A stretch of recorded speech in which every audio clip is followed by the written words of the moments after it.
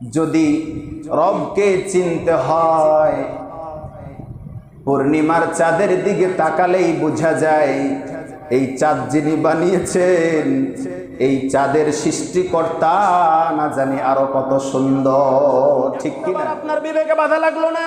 এত সুন্দর ভাবে যে আমার আল্লাহ বানালেন, এই চেহারার উপরে বিড়ালের ছবি, ভাল্লুকের ছবি, বানরের ছবি, বানরের মুখের ছবি আপনি মুখে লাগিয়ে পহিলা বৈশাখ উদযাপন করার নাম করে মিছিল বের করলেন। প্রচন্ড গরম দিচ্ছেন, জোরে বলেন কে? প্রচন্ড ঠান্ডা এক সময় ছিল, দিয়েছিলেন কে? সব কিছুই চলে, জোরে বলেন কার নিয়মে? সেই আল্লাহ পাক এখনো আছে না নাই? সেই রবের হুকুম মতো চলার দরকার আছে না নাই? মুসলিম হিসাবে আমাদের রব্বে কারীম আমাদের কাছে যে দাবি জানিয়েছেন সেটা হচ্ছে আমরা যেন তার দেখানো পথে, তার দেখানো মতে আমরা যেন চলতে পারি, সেই নির্দেশ আমাদেরকে আল্লাহ দিয়েছেন। আমরা যেন বিপদে না চলে যাই, এজন্য যুগে যুগে কালে কালে নবী এবং রাসূল প্রেরণ করেছিলেন। স্পেশালি 25 জন নবী এবং রাসূলের নাম ধরে ধরে তাদের জীবন বৃত্তান্ত, কর্মকাণ্ড, তাদের জীবনী এবং তাদের সমাজে নেতৃত্ব দেওয়ার যে কোয়ালিটি, সেটা স্পেশাল 25 জনের নাম কোরআনে আল্লাহ পাক স্থান দিয়ে দিয়েছেন। বলেন সুবহানাল্লাহ। তার ভিতরে অন্যতম একজন পয়গম্বর, অন্যতম একজন আল্লাহ পাকের খলিল, অন্যতম দোস্ত বন্ধু হচ্ছেন হযরতে ইব্রাহিম আলাইহিস সালাম, যার সঙ্গে মুসলিম মিল্লাতের হৃদয়ের একটা স্পেশাল সম্পর্ক রয়েছে, যাকে বানিয়ে দেওয়া হয়েছে মুসলিম জাতির পিতা। জোরে বলি সুবহানাল্লাহ। শুধু কি তাই? সেই নবীর স্মরণে, সেই নবীর বিধান আল্লাহ পাক কিভাবে পালন করেছেন, আল্লাহর হুকুম কিভাবে পালন করেছেন সেই নবী, তার দৃষ্টান্ত আমরা প্রতি বছর ঈদুল আজহার দিন সেটা আমরা কিছুটা হলেও সেই স্যাক্রিফাইস, সেই ত্যাগের মহিমাটা দেখানোর চেষ্টা করি। হযরতে ইব্রাহিম আলাইহিস সালাম আমাদের জন্য অনুপ্রেরণা। তার জীবনী, তার শিক্ষা, তার অধ্যায়গুলোতে আমাদের জন্য রয়েছে অনাবিল শিক্ষা এবং শান্তি। আজ জিলকদ মাসের 6-7 তারিখ, দেখতে দেখতে আমাদের মাঝ থেকে রমজান মাস 1 মাস পার হয়ে বেশ কয়েকদিন চলেও গেল। আর কয়েকটা দিন পর, মানে একটা মাসের কাছাকাছি সময় পর আমরা সেই সান্নিধ্য লাভের সুযোগ পাব। আল্লাহ রাব্বুল আলামিন আমাদেরকে যেন ইব্রাহিম আলাইহিস সালামের শিক্ষা নিয়ে সর্বোচ্চটুকু ত্যাগ আল্লাহ রাহে দিতে পারি। আল্লাহ যেন কবুল করেন, বলেন আমিন। ওই সময়তে নমরুদ চেয়েছিল যে ইব্রাহিম আলাইহিস সালাম যেন জন্মগ্রহণ না করে। বলেন তো, ইব্রাহিম আলাইহিস সালামের জন্ম কি নমরুদ ঠেকাতে পেরেছিল? জোরে বলেন, পেরেছিল? না। ইব্রাহিম আলাইহিস সালামের পিতা এবং মাতাকে জ্ঞান দিলেন, বাড়িতে না, একটা নির্জন জায়গায় চলে যাও। একটা গর্তের ভিতরে ইব্রাহিম আলাইহিস সালামের মা বসবাস করলেন। একটা সময় 9 মাস পর বা ডেলিভারির সময় হলো, ইব্রাহিম আলাইহিস সালাম জন্মগ্রহণ করলো। ইব্রাহিম আলাইহিস সালামের মা শিশু ইব্রাহিমের দিকে তাকিয়ে দেখতেছেন তার চেহারার উজ্জ্বলতায় গোটা গর্তটা, গোটা গুহাটা আলোকিত হয়ে গেছে। বলেন সুবহানাল্লাহ। কারণ তিনি তো যেমন তেমন মানুষ না, তিনি হবেন আল্লাহর পয়গম্বর, আল্লাহর নবী। সুবহানাল্লাহ বলবো না? অপলোক দৃষ্টিতে ইব্রাহিম আলাইহিস সালামের দিকে তার মা তাকিয়ে থাকলেন। এটাও ভয় হচ্ছিল যে কোনো দুশমন এসে এই চাঁদের চেয়ে সুন্দর চেহারার মানুষটাকে অর্থাৎ শিশু বাচ্চাটাকে কেউ হত্যা করে ফেলবে কিনা, এই ভয়টাও কাজ করছিল। চাদর দিয়ে গর্তের মুখটা ঢেকে দিলেন, একটু আড়াল করে দিলেন। দিনের বেলা হয়ে যাচ্ছে মনে করে তিনি বাসায় চলে গেলেন। ছোট্ট শিশু বাচ্চা গর্তের ভিতরে একা পড়ে থাকে। মায়ের পেরেশান ব্যাকুলতা আছে, কিন্তু কিছুই করার ছিল না। চতুর্দিকে নমরুদের হুকুম জারি করা আছে, যত শিশু বাচ্চা জন্মগ্রহণ করবে সবাইকে গলা টিপে হত্যা করতে হবে। এ ভয়ে তিনি তাও করতেও পারছেন না, বাসায় চলে গেলেন শিশু বাচ্চাটাকে রেখে। হযরতে জিবরাইল আলাইহিস সালাম কিছুক্ষণ পর অবতীর্ণ হয়ে নাজিল হলেন। হওয়ার পরে শিশু ইব্রাহিম বাচ্চা ছেলের ডান হাতটা জিবরাইল আলাইহিস সালাম তার পবিত্র মুখের ভিতরে ঢুকায় নিয়ে একটা বার চুষা মারলেন, আর বাম হাতটার শাহাদাত আঙ্গুলটা একটা বার মুখের ভিতর নিয়ে চুষা মারলেন। ডান হাতের শাহাদাত আঙ্গুল দিয়ে প্রয়োজন মতো দুধ বের হতে লাগলো, বাম হাতের শাহাদাত আঙ্গুল দিয়ে পরিমাণ মতো মধু বের হতে লাগলো। বলেন সুবহানাল্লাহ। শিশু ইব্রাহিম বাচ্চা ছেলে গর্তের ভিতরে যখন মন চায় আঙ্গুল চুষা দেয় আর দুধ বের হয়, বাম হাতের আঙ্গুল চুষা দেয় মধু বের হয়। জোরে বলেন কার হুকুমে? 7 দিন পরে এসে তার মা দেখতেছেন গভীর রাতে এসে, হয়তো আমার কলিজার টুকরা সন্তানটা মনে হয় জীবিত নাই, কারণ 7 দিন যাবত আমি তাকে কোনো খাবার দিতে পারি নাই, কোনো খোঁজ খবর নিতে পারি নাই। কিন্তু খোঁজ রেখেছিলেন যিনি, তিনি কে? আমার আল্লাহ। এসে দেখতেছেন তরুতাজা ইব্রাহিম আলাইহিস সালাম মায়ের বুকের দুধ পান করলে যেরকম ভাবে বেড়ে ওঠে তার চাইতে সুন্দরভাবে অটোমেটিক বেড়ে উঠতেছে। জোরে বলেন সুবহানাল্লাহ। নবীরা রাসূলেরা সাধারণত সাধারণ মানুষের চাইতে দ্রুত বড় হয় বেশি। সুবহানাল্লাহ বলবো না?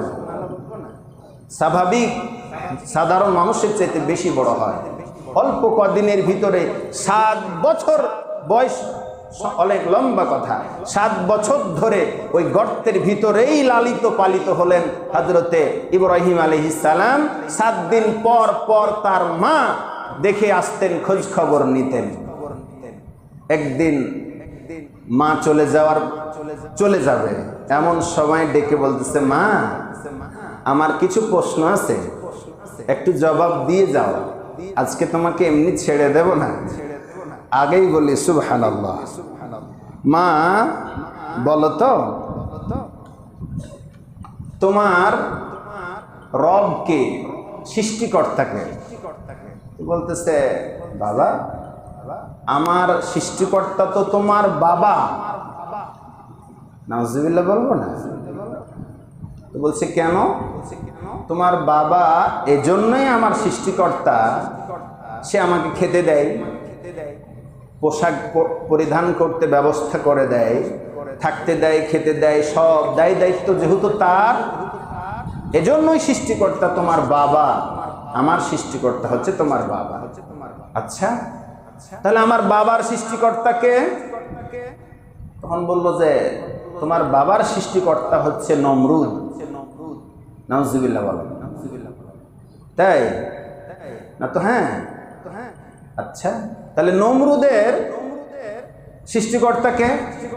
তো বলছে এই যে তারকারাজি, গ্রহ, নক্ষত্র, সূর্য, এগুলো হচ্ছে তার খোদা। বলি নাউজুবিল্লাহ। আচ্ছা, ইব্রাহিম আলাইহিস সালাম যখন বলল যে আম্মু তাহলে তারকারাজি, গ্রহ, নক্ষত্র এগুলোর আবার সৃষ্টিকর্তাকে?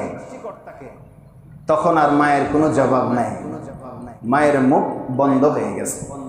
বলছে বাবা আমি আর জানি না, জানি না বলে তুমি থাকো, প্রতিদিনের ন্যায় আমি গেলাম। বাসায় গিয়েই হযরত ইব্রাহিম আলাইহিস সালামের মা তার বাবা তথা আজরের কানে লাগিয়ে দিলেন, শুনেছ তোমার ছেলের কর্মকাণ্ড কথা? আজকে খুব পাকা পাকা প্রশ্ন করেছে, আমি যাইতাই করে উত্তর দিয়েছি। আজও কপালের হাত দিয়ে বলতেছে, এই তো সর্বনাশ। যেই ছেলের কথা গণক এবং যারা জাদুকর বলেছিল, সেই ছেলে তো ওই ছেলেই। এখন কি করা যায়? এই ছেলেকে তো এমনিতে আর হত্যা করা যাবে না, তুমি চুপ থাকো, দেখা যাক আমি কিছু করতে পারি কিনা। হযরত ইব্রাহিম আলাইহিস সালাম 7 বছরের শিশু বাচ্চা গর্তের ভিতর থেকে মাকে বিদায় জানালেন, বের হয়ে গেলেন। মাকে বিদায় জানানোর পরে বের হয়ে আকাশের দিকে তাকিয়েছেন। আকাশের দিকে তাকিয়ে কোন কথাটা বললেন সেটা আল্লাহ রাব্বুল আলামিন সূরা আনআমের ৭৬ নম্বর আয়াত আল্লাহ পছন্দ করে নোট করে দিলেন। সুবহানাল্লাহ বলেন। মাকে বিদায় করলেন, করার পর পরে আকাশের দিকে তাকিয়ে 7 বছরের শিশু বাচ্চা ইব্রাহিম আলাইহিস সালাম আকাশের দিকে তাকিয়ে বললেন, ফালাম্মা জান্না আলাইহিল লাইলু রাআ কাওকাবা ক্বালা হাযা রাব্বি ফালাম্মা আফালা ক্বালা লা উহিব্বুল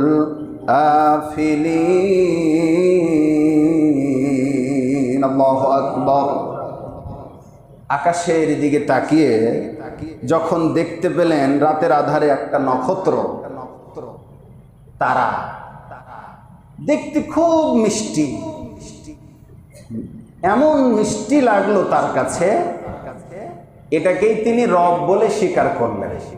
এটাই আমার রব, হাযা রব্বি, এটাই আমার রব। কিছুক্ষণ পর যখন এই তারকাটা নক্ষত্রটা ডুবে গেল, অস্তমিত হয়ে গেল, তখন তিনি বললেন, অদৃশ্যমান সত্তা কখনো আমার রব হতে পারে না। জোরে বলেন সুবহানাল্লাহ। সম্মানিত উপস্থিতি, কিছুক্ষণ অপেক্ষা করার পরে চন্দ্র উদিত হলো। চাঁদের আলো দেখতে কত যে লাগে ভালো। যদি রবকে চিনতে হয়, পূর্ণিমার চাঁদের দিকে তাকালেই বোঝা যায় এই চাঁদ যিনি বানিয়েছেন, এই চাঁদের সৃষ্টিকর্তা না জানি আরো কত সুন্দর, ঠিক কিনা? চাঁদের দিকে তাকালেন, তখন তো তিনি রবকে এখনো চিনেন নাই। চাঁদটাকে দেখতে ভালো লাগলো, তখন তিনি যে কথাটা বলেছিলেন সেটাও সূরা আনআমের ৭৭ নম্বরে আল্লাহ বলে দিলেন, ফালাম্মা রাআল কমারা বাযিগান ক্বালা হাযা রাব্বি ফালাম্মা আফালা ক্বালা লা ইল্লাম ইয়াহদিনি রাব্বি লা আকুনান্না মিনাল কওমিয যালিমিন। আল্লাহু আকবার। সুন্দর চাঁদ দেখে তিনি বললেন, এটাই আমার রব। এত সুন্দর জিনিস আমি তো জীবনেও কোনো দেখি নাই, কোনোদিন দেখি নাই। এটাই রব যখন তিনি মেনে নিলেন, স্বীকার করলেন। কিছুক্ষণ পর যখন চন্দ্রটাও অস্তমিত হয়ে গেল, তখন তিনি বললেন, যেটা অদৃশ্য হয়ে যায় সেটা আমার রব হতে পারে না। সুবহানাল্লাহ বলেন। শুধু তাই নয়, তিনি আরো বললেন, যদি আমার রব আমাকে পথ না দেখান তাহলে আমি পথ হারা হয়ে যাব।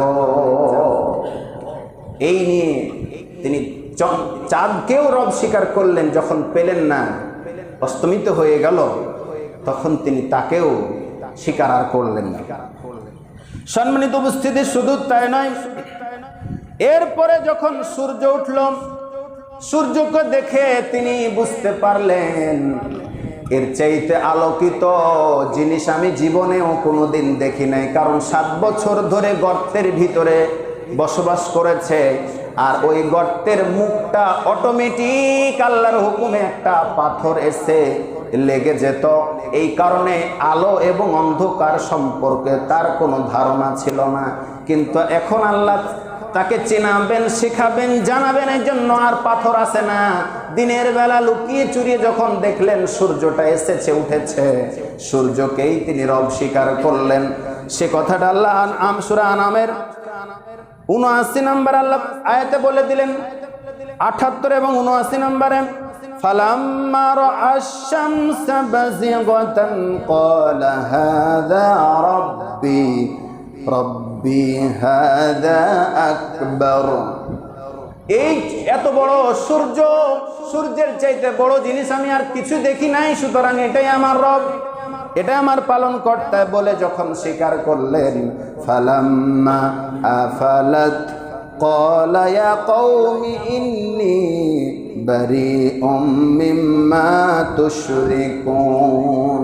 সূর্যটা যখন অস্তমিত হয়ে গেল তখন তিনি বুঝতে পারলেন এটাও আমার রব জীবনেও হতে পারে না, যে যাকে আমি রব স্বীকার করব সে আমার কোনো খোঁজ খবর নেবে না, এভাবে একা একা অদৃশ্য হয়ে যাবে, এরকম জিনিস আমার কখনো রব হতে পারে না।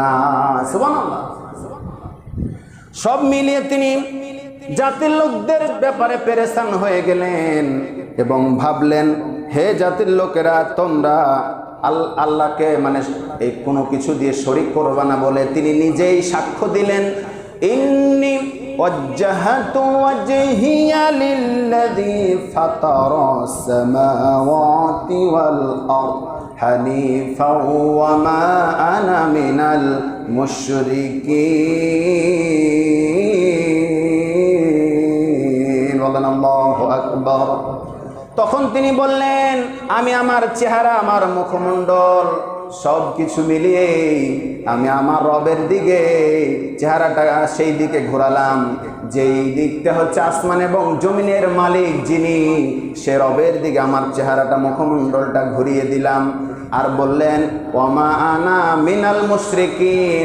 আল্লাহকে ডেকে বললেন, আল্লাহ, তোমাকে কিছু সময়ের জন্য চিনতে ভুল করেছিলাম, আমি আসলে শিরিক করি নাই, আমি আসলেই মুশরিকদের অন্তর্ভুক্ত নই। সুবহানাল্লাহ। তিনি নিজেই সাক্ষী দিলেন যে আমি মুশরিক না, কিছু সময় তোমাকে চিনতে আমার একটু দেরি হয়েছে। আসমান এবং জমিনের মালিক, জোরে বলেন কে? সেটাই আমার রব। হযরতে ইব্রাহিম আলাইহিস সালাম সাক্ষ্য দিয়ে দিলেন।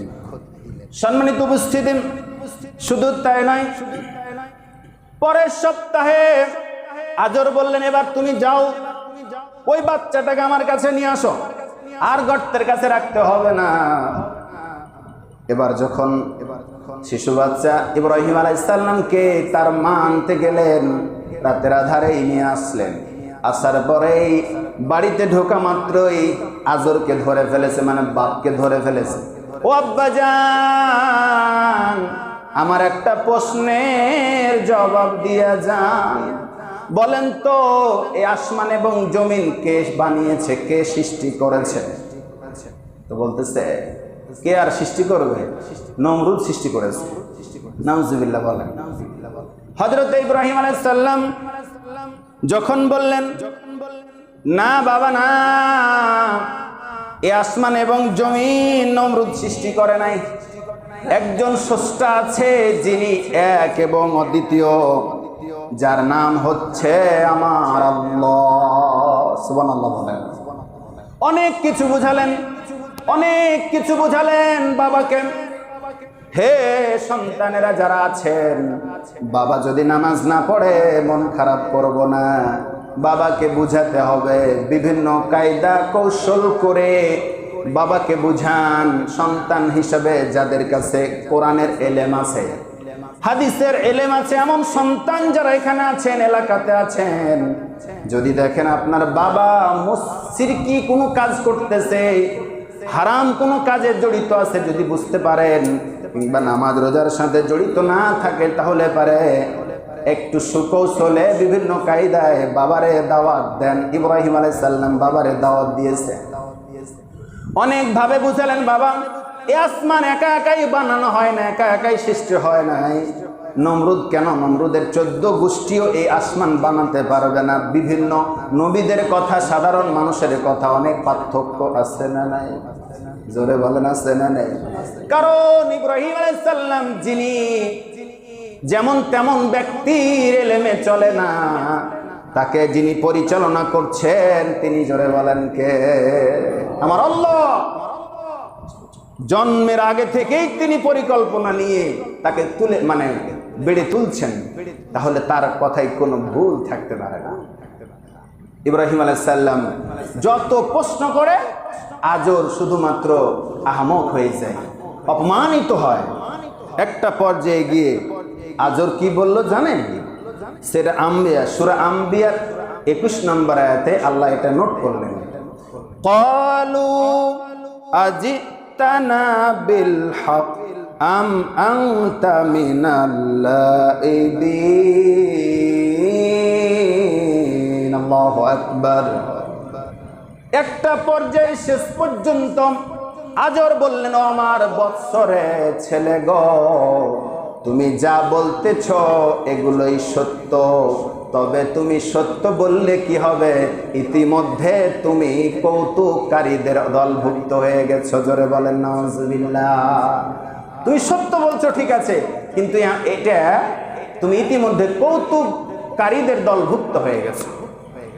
সম্মানিত উপস্থিতি, ছেলে কি জবাব দিল বাপের সামনে, সে কথাটা আল্লাহ সূরা আম্বিয়ার 56 নম্বর আয়াতে নোট করে দিলেন। আল্লাহ পাক বলেন, ক্বালা বার রাব্বুকুম রাব্বুস সামাওয়াতি ওয়াল আরজিল্লাযী ফাতারাহুন্না ওয়া আনা আলা যালিকুম মিনাশ শাহিদিন। জোরে বলেন আল্লাহু আকবার।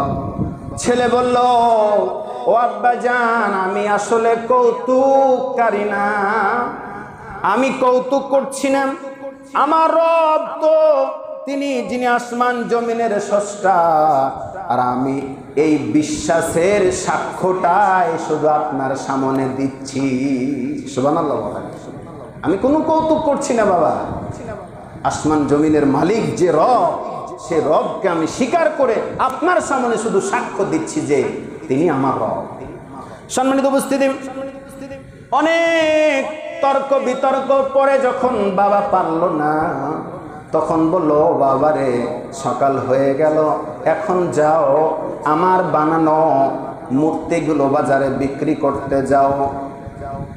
বাবার কথা ফেলতে না পেরে ইব্রাহিম আলাইহিস সালাম ডালির উপরে কিছু মূর্তি বানানো মূর্তি, বাবার তৈরি মূর্তিগুলো নিয়ে বাজারে বিক্রি করতে যাবে। অর্ধেক যাওয়ার পরে ওই মূর্তিগুলোকে একটাকে আরেকটার সঙ্গে ভেঙে চূর্ণ বিচূর্ণ করে দিয়েছে। জোরে বলেন আল্লাহু আকবার। মূর্তিগুলোকে ভেঙে দিয়েছে, একটা মূর্তি শুধু ভালো রেখেছে। বাজারে যাওয়ার পরে, আচ্ছা একটু কথা না বললেই নয়, ইব্রাহিম আলাইহিস সালাম আমাদের জাতির পিতা, এটা কি আমরা স্বীকার করি? জোরে বলেন করি কিনা? জাতির পিতা ইব্রাহিম আলাইহিস সালাম সুকৌশলে যখন সুযোগ পেয়েছেন মূর্তি ভেঙে চূর্ণ বিচূর্ণ করে দিলেন। আর মুসলমান ঘরের সন্তানেরা গত 14 এপ্রিল পহেলা বৈশাখ চলে গেল, এপ্রিল তথা পহেলা বৈশাখে মূর্তি ভাঙা জায়েজ ছিল, মূর্তিকে ভাঙা জায়েজ ছিল। এটা না করে আরো বিভিন্ন ধরনের প্রাণীর মুখোশ পরে মুসলিম ব্যক্তিদের চেহারাগুলোকে কুৎসিত করে, প্রাণীদের চেহারা, প্রাণীদের মূর্তির ছবি আকৃতি করে আল্লাহর বানানো চেহারাটার উপরে মূর্তির ছবি দিয়ে রাস্তা রাস্তা মিছিল করে বেড়ালো। এর চাইতে নিমক হারাম ব্যক্তি আর কেউ থাকতে পারে না। কথা বলেন ঠিক না বেঠিক? কিভাবে সম্ভব? একটাবার আপনার বিবেকে বাধা লাগলো না? এত সুন্দরভাবে যে আমার আল্লাহ বানালেন, এই চেহারার উপরে বিড়ালের ছবি, ভাল্লুকের ছবি, বানরের ছবি, বানরের মুখের ছবি আপনি মুখে লাগিয়ে পহিলা বৈশাখ উদযাপন করার নাম করে মিছিল বের করলেন। আহা, আপনি জানেন এই পহিলা বৈশাখের ইতিহাস কোথা থেকে এসেছে? যদি জানতেন, জানেন তো অবশ্যই জানেন, তারপরও করছেন। বুঝা গেল আপনি এই যে একটা হাদিস তেলাওয়াত করেছি, মান তাসাব্বাহা বিকওমিন ফাহুয়া মিনহুম, যে ব্যক্তিরা যাদের সঙ্গে উঠা বসা করবে, চলাফেরা করবে, কিয়ামতের দিন ওদের সাথেই তাদেরকে উঠতে হবে। চিন্তা করেছেন? চিন্তা করেছি। আমি যাকে ভালোবাসবো সেই ব্যক্তিগুলোর সঙ্গে আমার হাসর হবে, আমার বিচারের দিনটাই তাদের সঙ্গে হবে। তাহলে কিভাবে সম্ভব? আমি তাহলে ভালোবাসলাম পহেলা বৈশাখকে, আমি ভালোবাসলাম 31st নাইটকে, ইত্যাদি ইত্যাদি ভালোবাসলাম, অথচ এগুলো মুসলিমদের মানে উৎসব নয়, এটি ইহুদি খ্রিস্টান সহ বেধর্মী যারা, তাদের এগুলো উৎসব। এই উৎসবগুলোকে আমি মহব্বত করার কারণে ওই ব্যক্তি, ওই জাতিদের সঙ্গে আমার হাসর নাসর হবে। কথা বলেন ঠিক না বেঠিক? অতএব সাবধান হওয়া উচিত ছিল। আগামী দিন যাতে করে কোনো সন্তানেরা যাতে পহিলা বৈশাখ সহ 31st নাইট নামে কোনো ধরনের উৎসবে যাতে করে যুক্ত না হয়, অভিভাবক এবং সন্তানদের প্রতি উদাত্ত আহ্বান জানাচ্ছি। আল্লাহ আমাদেরকে হেফাজত করুন, বলেন আমিন। তাইলে ইব্রাহিম আলাইহিস সালাম মূর্তি নিয়ে বাজারে যাচ্ছেন, কিছু মূর্তি ভেঙেছেন, কিছু ভাঙেন নাই। সময় শেষ। ইব্রাহিম আলাইহিস সালাম আমাদের জন্য কি আদর্শ রেখে গেছেন। আল্লাহ আমাদেরকে ইব্রাহিম আলাইহিস সালামের জীবনী থেকে জীবন পরিচালনা করার তৌফিক দান করুন, বলেন আমিন। যারা হজে যাবেন বা যাওয়ার নিয়ত করেছেন, আল্লাহ আমাদের ওই সমস্ত নিয়তকারী হাজিদেরকে আল্লাহ কবুল করেন, বলেন আমিন। হজ সম্পর্কে আলোচনা চলে আসবে, কিছু মানে সামনে হজ, কুরবানি সহ মৌলিক বিষয় সবগুলোই আসবে। আল্লাহ আমাদেরকে বোঝার তৌফিক দান করুন, বলেন আমিন। আলহামদুলিল্লাহ রাব্বিল আলামিন।